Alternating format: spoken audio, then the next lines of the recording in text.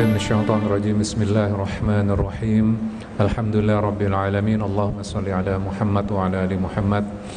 Rabbana zalamna anfusana wa illam taghfir lana wa tarhamna lanakunanna minal khasirin. Rabbi shrah li sadri wa yassir li amri wahlul 'uqdatam min lisani yafqahu qawli. Amin amin ya rabbal alamin. Hari ini kita kembali lagi untuk mengkaji satu ayat di dalam surat Ar-Rahman. Mudah-mudahan setelah kita mengkaji satu ayat ini, hidup kita bisa menjadi bahagia kembali. Ini merupakan sebuah evaluasi bagi kita muslim.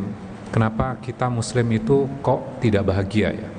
Satu ayat ini setelah kita kaji, insya Allah memudahkan kita kembali lagi untuk menjadi muslim yang berbahagia. Silakan dibuka di surat Ar-Rahman, surat ke-55 di dalam Al-Quran, ayatnya ayat ke-13.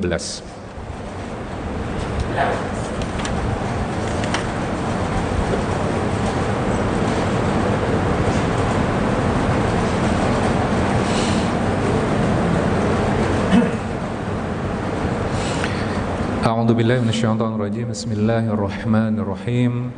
Fa bi ayyi ala'i rabbikuma tukadziban. Maka nikmat mana sajakah dari Tuhanmu yang kamu dustakan? Itu adalah terjemahan umum yang kita bisa baca di bagian terjemahan. Kalau kita lihat per ayatnya gitu loh, per katanya, mungkin teman-teman yang sudah belajar nahwu akan tahu bahwa terjemahannya harusnya tidak sesimpel itu. Terjemahannya adalah harusnya di situ ada kata kuma di situ. Fabi ayyi ala'i rabbikuma. Kuma itu adalah untuk dua orang atau dua makhluk. Maka yang ditegur itu sesungguhnya ada dua makhluk di situ.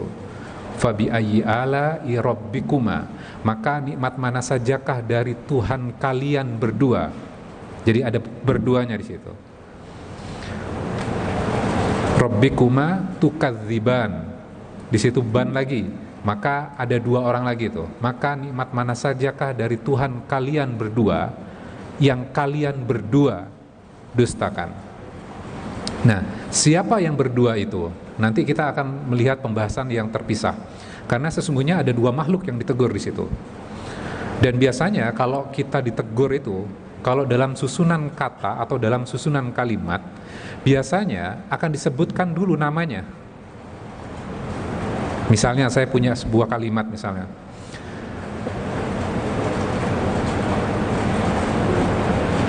Harlan, dia adalah orang yang bekerja di televisi. Maka kalimat berikutnya saya akan menggunakan kata ganti. Dia sering ke masjid. Kenapa saya menggunakan kata dia? Karena kalimat sebelumnya sudah ada penjelasan, Harlan. Kalimat berikutnya adalah kata dia. Di ayat ini logikanya harusnya sama kan? Fabi ayyi ala'i rabbikuma tukadziban. Loh, kumanya ini siapa? Kalau kita lihat literaturnya, di bagian awal Allah menyebutkan khalaqal insan. Baru disebutkan insan aja. Siapa insan itu? Manusia. Loh, berikutnya siapa? Makhluk yang kedua itu. Makhluk yang kedua itu adalah penjelasannya baru di ayat berikutnya. Sama, saya berikan sebuah analogi seperti ini. Ketika kita berbuat dosa, berbuat maksiat, maka kita ditegur, "Hei kalian berdua." Kita akan kaget nggak? Loh, saya melakukan perbuatan dosa itu sendiri kok. Kok yang ditegur berdua? Siapa yang berdua ini? Orang keduanya siapa? Ternyata ketika kita berbuat dosa, kemaksiatan, sesungguhnya bukan hanya kita, tapi ada yang membisikkan kepada kita. Siapa yang membisikkan kepada kita itu? Dari golongan jin yang tidak terlihat. Ketika kita melakukan itu dan yang ditegur adalah dua makhluk, kira-kira kita akan shock nggak? Oh, ternyata ada makhluk lain ya. Dan yang ditegur berikutnya, makhluk satunya itu juga kaget. Loh, saya kan makhluk yang nggak terlihat, kok sekarang jadi terlihat? Maka ini adalah bentuk sebuah kayak shock terapi buat dua makhluk ini. Fabi ayyi ala'i rabbikuma tukadziban. Siapa yang ditegur? Kita manusia dan bangsa jin. Maka di ayat berikutnya, khalaqal insana min shalshalin kal fakhar. Insan udah tegur. Kemudian yang kedua apa? Wa khalaqal jan. Siapa?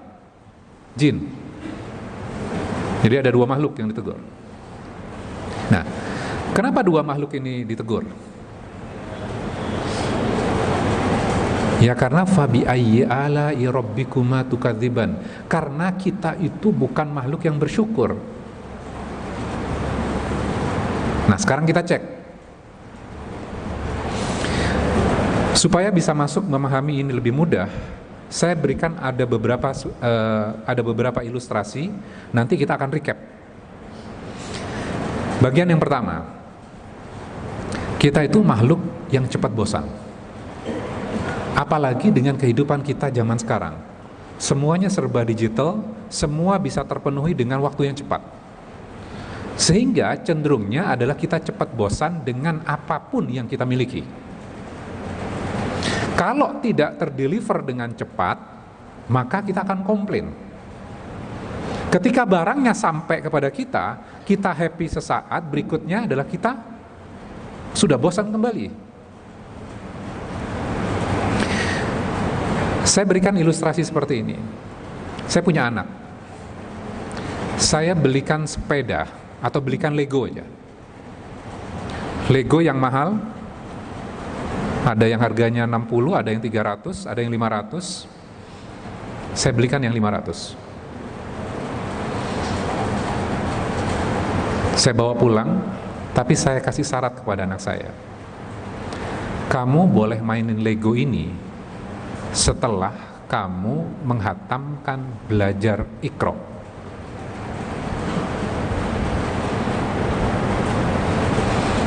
Setiap hari, supaya target 30 hari selesai, maka sehari dia harus setoran belajar Iqra-nya 3 kali. Kemudian dia lihat Legonya yang saya pajang, kemudian dia minta izin, ya boleh nggak aku pegang Legonya? Pegang aja, tapi nggak mainin, boleh nggak? Saya bilang boleh. Diambil Lego itu, diputar-putar Legonya. Ini nanti bisa dimainin seperti ini nih. Ini akan bentuknya seperti ini. Sampai akhirnya menuju 30 hari, dia masih exciting dengan Lego ini. Kemudian di hari ke-30 dia menyelesaikan Iqra-nya, dan saat yang berbahagia ketika dia diizinkan untuk membuka Lego itu. Dia buka Lego itu, dia mainkan Lego itu, dan dalam hitungan jam semua tantangan di Lego itu dia selesaikan. Jadi dia butuh hanya 4 jam untuk memainkan Lego itu. Terus setelah memainkan itu, dia datang kepada saya, ya udah beres tuh Legonya, beliin Lego baru ya. Dibayangkan, ketika pertama kali dia belum memegang Lego itu, belum memainkan Lego itu, dia sangat tertarik dengan Lego itu. Ketika Lego itu sudah dimainkan, cuman butuh hitungan jam, kemudian dia bosan. Saya bercerita tentang anak saya itu bukan hanya sekedar anak saya saja. Itu adalah tentang diri kita. Betapa sering kita, ketika itu belum kita dapatkan, sebelum itu kita genggam, kita sangat tertarik dan mengejar-ngejar itu. Namun setelah kita dapatkan, kita langsung cenderung untuk bosan. Beberapa saat kemudian. Bahkan terhadap handphone. Kita pengen menguber-uber, setelah kita dapetin, ya udah selesai. Itu adalah diri kita. Kita cenderung cepat bosan dengan apapun yang kita dapatkan. Sehingga apa? Kita tidak apresiasi itu, apa yang kita dapatkan. Pengennya adalah sesuatu yang baru lagi. Merasakan nggak? Akhirnya kita nggak happy, kita nggak bahagia. Contoh yang lain. Dulu istri kita sebelum menjadi istri, ini kan insya Allah Di sini bukan penganut yang dijodohkan. Ini ngejar biasanya. Dari muka-mukanya adalah pemuda-pemuda yang ngejar pada saat muda. Ketika ngejar istrinya gitu loh, ada rasa yang luar biasa, ingin memiliki, ingin bersama dia. Kita akan merasa bahagia kalau bisa bersama dia. Namun setelah menikah, sudah bersama kita, beberapa saat kemudian kita menganggap itu adalah hal yang biasa. Istri kita bersama kita dalam sehari-hari, kita merasa biasa saja. Kita sudah tidak apresiasi lagi. Sehingga apa? Akhirnya kita tidak bahagia dengan apapun yang ada di dekat kita, termasuk pasangan kita. Padahal sebelum mendapatkannya, kita mengatakan bahwa kita akan bahagia kalau dia ada di samping kita dalam sehari-hari kita. Kita cenderung cepat bosan. Dan ini berlaku untuk apapun. Pekerjaan, kita beranggapan bahwa ya memang harusnya memang ada. Kemudian yang kedua sekarang, kita coba rangkai dengan kisah yang kedua. Yang kedua adalah kita merasa pantas untuk mendapatkan itu. Saya berikan ilustrasi lagi. Anak saya masih SD. Dia pengen handphone. Saya berikan iPhone seri yang katakanlah seri yang ke 9 belum ya, yang 10 aja, yang X. Dia begitu sangat happy, dia begitu sangat bahagia mendapatkan handphone 10. Dia bawa ke sekolahnya. Ketika di sekolah ternyata ada teman yang lain mendapatkan iPhone 11 yang Pro, yang kameranya 3.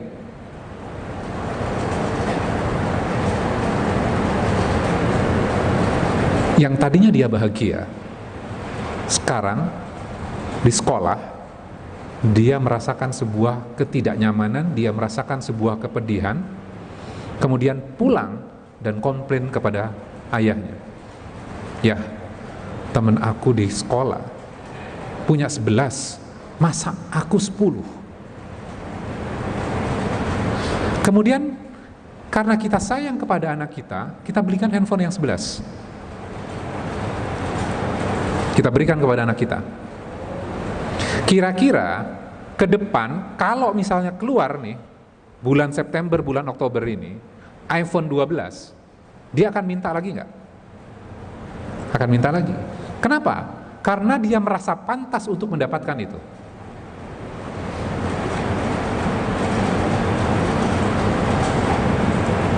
Saya harusnya memang dapatkan itu.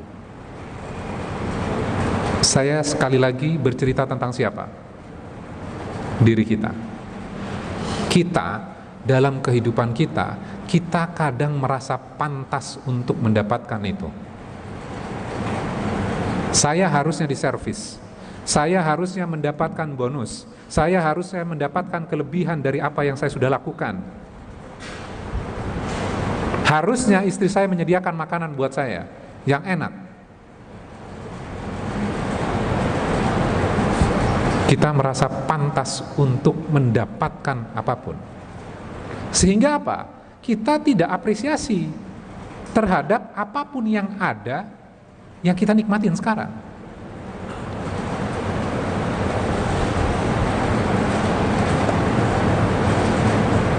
Karena kita merasa berhak untuk mendapatkan itu semuanya.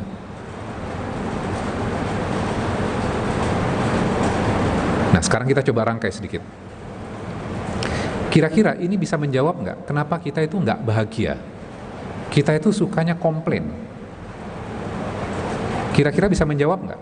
Satu adalah karena kita merasa cepat bosan. Yang kedua adalah merasa pantas untuk mendapatkan itu semuanya.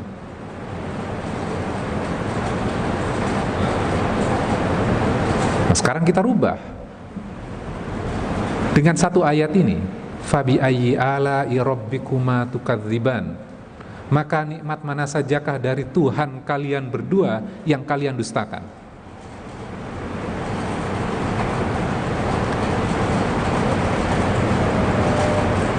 Sebelumnya kita di dalam surat Al-Fatihah kita sudah belajar bahwa kata Rob itu maknanya salah satu maknanya adalah Rob itu adalah memberikan hadiah. Jadi manusia itu sesungguhnya adalah kita dalam kehidupan kita itu mendapatkan hadiah. Bukan seperti kita bekerja. Kalau kita bekerja akhir bulan kita berhak untuk menuntut gaji. Kita dalam hidup itu emang kita melakukan apa sehingga kita mendapatkan tubuh ini, sehingga kita mendapatkan pasangan, sehingga kita mendapatkan anak. Apa yang sudah kita lakukan? Tiba-tiba kita mendapatkan tubuh yang sehat, pikiran yang bersih, akal yang bisa dipakai, tubuh yang sempurna yang kita bisa pakai jalan. Apa yang sudah kita lakukan? Jadi konsepnya adalah manusia itu, kata Rob tadi, Allah adalah pemberi hadiah kepada kita. Jadi kalau Allah tidak memberikan, kita bisa komplain nggak? Namanya hadiah loh ya. Beda dengan gaji. Kalau perusahaan nggak gaji kita di tanggal pas gajian, kita bisa protes. Tapi kalau bosnya setiap tanggal 25 ngasih hadiah, kalau dia pas saat bulan depan gak ngasih hadiah, kita bisa protes nggak? Nggak bisa. Ya. Jadi kehidupan kita sesungguhnya adalah hadiah dari Allah. Kenapa kita tidak apresiasi sehingga Allah menegur sampai 31 kali loh? Karena kita merasa pantas untuk mendapatkan itu. Kita tidak apresiasi lagi istri kita yang di rumah, kita tidak apresiasi lagi pekerjaan kita. Ya karena saya layak dapat pekerjaan itu. Sehingga rasa syukurnya mulai berkurang tuh. Sehingga Allah tegur terus-terusan, fabi ayyi ala'i rabbikuma tukadziban, fabi ayyi ala'i rabbikuma tukadziban, 31 kali. Dan tidak ada model surat di dalam Al-Qur'an seperti dalam surat Ar-Rahman ini. Kok bisa-bisanya kita beranggapan saya sudah bersyukur kok. Lawang ditegur sampai 31 kali kok. Tabiat manusia adalah nggak bersyukur.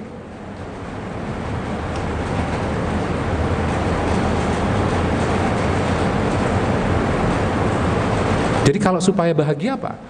Ini peringatan Allah loh. Supaya kita bahagia, maka kamu bersyukur dong.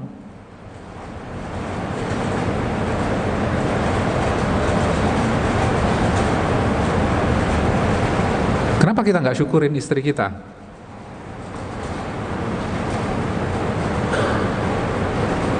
Itu adalah hadiah pemberian Allah setiap hari loh, ada di rumah sama kita, tidur bersama kita. Yang dulu kita idam-idamkan, sekarang kita diberikan waktu terus tuh.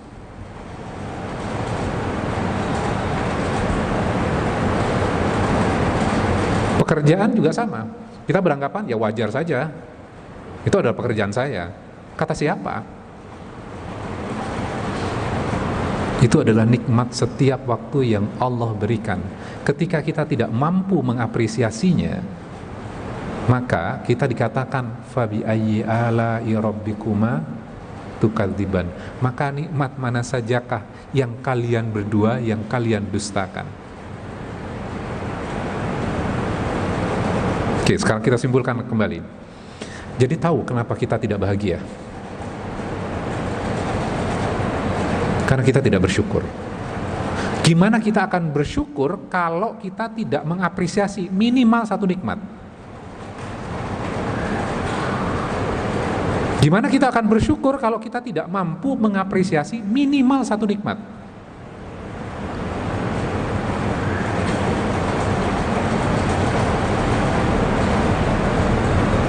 Coba kita pikirkan, apa nikmat yang Allah berikan hari ini kepada kita, minimal satu saja. Ketika kita sudah bisa mengapresiasi sebuah nikmat yang Allah sudah berikan kepada kita, maka step berikutnya adalah kita gampang bersyukur. Kalau kita tidak menyadari nikmat, gimana kita akan bersyukur? Benar nggak logikanya? Oke, sekarang kita tarik kembali nih, melangkah lagi. Kenapa kok kita sering marah-marah? Kenapa kita sering emosian? Karena kita nggak bersyukur.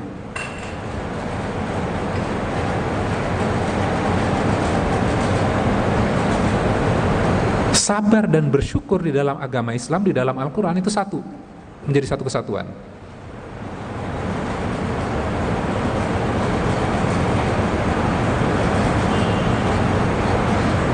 Saya ulang lagi sebuah story yang pernah saya sampaikan di mimbar ini juga. Ketika seorang sepasang suami istri kehilangan anaknya, meninggal dunia. Sebelumnya sangat sulit dikaruniai anak, akhirnya dikaruniai anak, kemudian dijaga baik-baik, dididik secara agama Islam yang baik, kemudian dia tumbuh menjadi anak laki-laki yang soleh. Setelah SMA, dia pulang mengalami kecelakaan dan meninggal dunia. Ketika meninggal dunia, ibunya bersedih, ayahnya juga bersedih. 1 tahun kemudian, ibunya juga masih bersedih.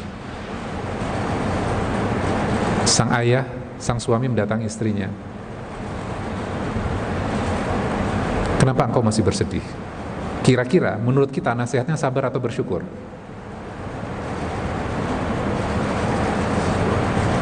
Sabar. Logika kita akan mengatakan sabar. Ketika sabar, berarti akan fokus kepada apa? Musibah.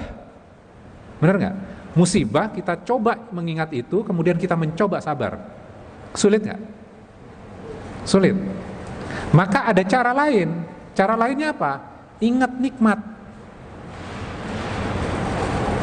Kemudian sang suami mengingatkan, harusnya kita bersyukur. Wah, langsung istrinya langsung udah agak naik. Loh, kok bersyukur anak kita diambil oleh Allah? Allah nggak adil terhadap kita. Ini kata istrinya.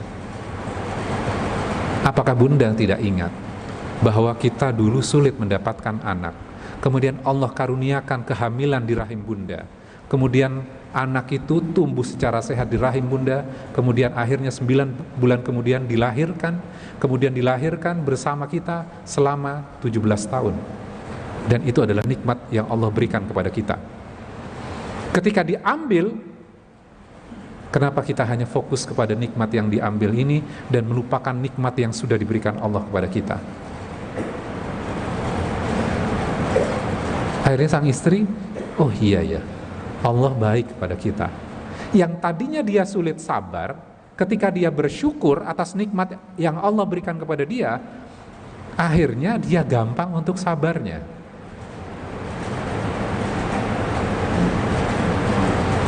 Jadi kenapa di ayat ini Allah mengingatkan, memberikan sebuah stres, mengingatkan, menekankan kepada kita, memberikan sebuah stressing? Harusnya kamu bersyukur loh, harusnya kamu bersyukur. Jadi kalau kita masih emosian, berarti kita belum bersyukur.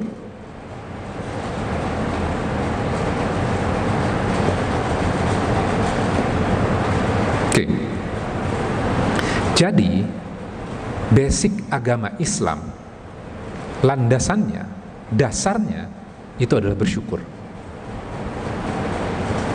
Mungkin kita sudah, anak kita jadi hafiz, menghafalkan 1 juz, 2 juz, 3 juz, mungkin 30 juz. Mungkin kita juga tahu tentang hukum fikih ini, fikih itu. Namun ketika kita tidak paham tentang basic agama kita, kaitannya tentang rasa syukur, value dasar agama Islam belum ada pada diri kita. Syukur. Makanya kenapa di dalam surat Al-Fatihah dimulai di bagian awal dalam surat Al-Fatihah, Alhamdulillahirabbil alamin. Itu landasan agama kita. Basicnya itu syukur. Kalau kita kan sukanya apa? berdebat kaitannya dengan fikih. Takbirnya kalau bukan kayak gitu tuh, yasinan kok kayak gitu, itu bid'ah. Kenapa kita tidak kembalikan kepada basic utama agama kita, Al-Quran? Al-Quran mengajarkan kita apa ketika kita bahas tentang Ar-Rahman ini? Syukur. Nanti yang lain-lain itu akan tumbuh gitu loh. Tapi kalau pondasinya tidak kuat, akhirnya apa? Kita umat Islam sibuk kaitannya dengan hal-hal yang bukan fundamental.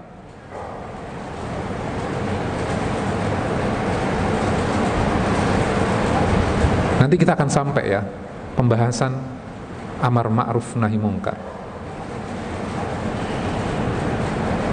Ini beberapa minggu ini saya belajar tentang kata, cuman satu kata ini saja, ma'ruf. Ternyata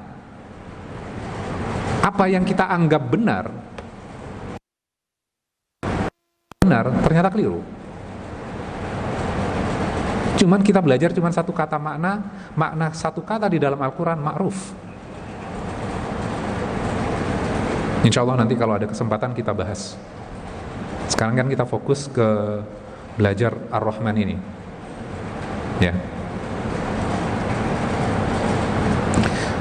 Oke, mudah-mudahan bermanfaat buat kita semuanya.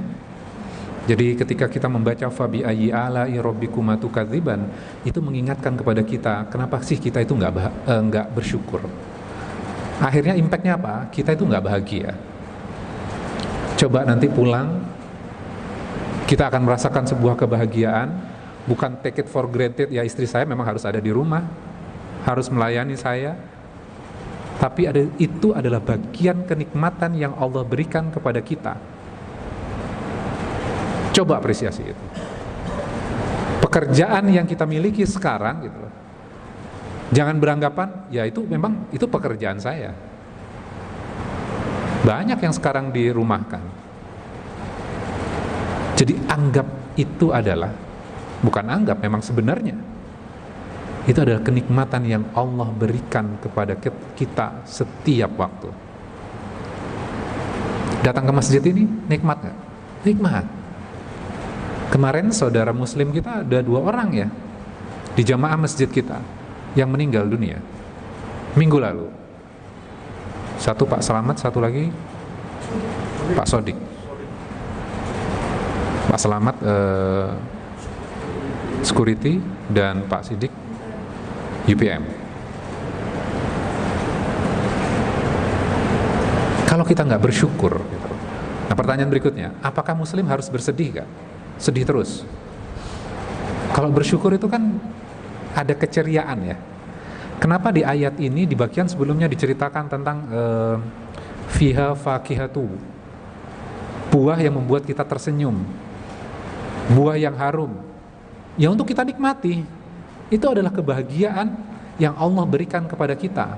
Gimana kita akan bersyukur kalau kita tidak menikmati kebahagiaan itu yang Allah sediakan pada diri kita? Benar nggak? Jadi wajah umat Islam itu nggak harus menakutkan. Wajah umat Islam itu yang harusnya mencerahkan. Jadi bukan istilahnya apa ya bahasanya, mengkerutkan dahi terus. Orang bersyukur itu mukanya rileks. Oke, mudah-mudahan kita bisa belajar dan mudah-mudahan Allah memberikan kepada kita untuk menjadi hamba yang bersyukur atas segala nikmat apapun yang Allah berikan kepada kita, mulai dari nikmat yang kecil sampai nikmat yang sangat besar. Kita tutup dengan doa kafaratul majelis. Subhanakallahumma wa bihamdika asyhadu an la ilaha illa anta astaghfiruka wa atubu ilaik. Mohon maaf jika ada yang kurang berkenan. Wabillahi taufiq wal hidayah. Wassalamualaikum warahmatullahi wabarakatuh.